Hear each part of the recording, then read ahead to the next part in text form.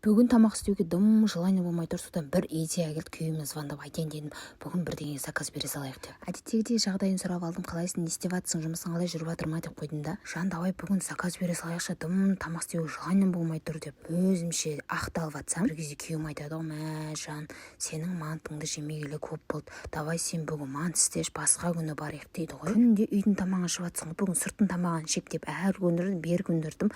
Жоқ, бүгін үйден тамақ ішек деп қоймайды ғой. Содан жынданып шықтым да, қызым екеуміз тик-ток түсіріп тастадық та. Жолданып үйге кіріп қалсам, атам звондап тұр ғой, мен келе жатырмын, әбетке кішкентай картошка қуырып берші деп. Болды, папа бір айтқан сөзім мөлдіреген көзін дедім да, тез пачақ-пачағын жарып картошканы қуырып тастадым. Картошканы былғап тұрып пісіріп тастағансың ғой, тез картошкасын қуырып тастадым да, қой құрсын деп. Әшейінде мақтамайтын күйеуім манты пісіріп бер деді ғой деп, бір айтқан сөзім мөлдіреген көзі дедім да, мантының заттарына кірісіп кеттім. Бүгін негізі обломның көкесі болды десем болады негізі. Солай не керек құрсын, ауыз ашарға дедім да, нан басып тастадым, мантының нанын басып тастадым. Салаттың заттарын қайнап, бүгін қойш құрсыныш, бүгін үйден ішсек деп отағасының сөзін жерге тастамайын дедім да, сода не керек, бүткіл қолдан келген тамақтардың бәрін істеп тастадым ғой. Сіздердің күйеулеріңіз қандай тамақты жақсы көреді? Менің күйеуім әдеттегідей мантыны жақсы көреді, салаттан оливияны жақсы көреді, ыстық бауырсақпен шай ішіп былқып отырғанды жақсы көреді. Солай заттардың бәрін дайындап тастадым да, мантымның құрамдарына кірістім.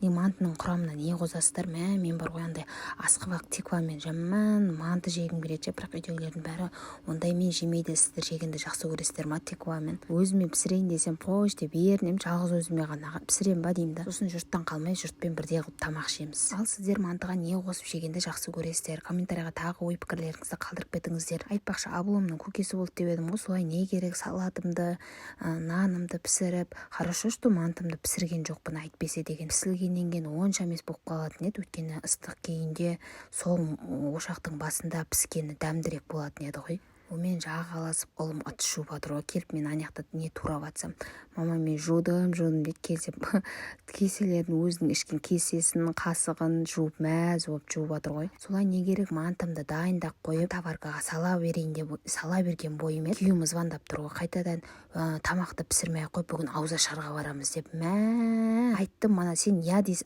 сырттан тамақ жей салайық деген кезде, я деген кезде осы тамақтың бәрін пісірмес едің деп ашулам жүріп киініп алдық та, ауыз ашарға кетіп қалдық.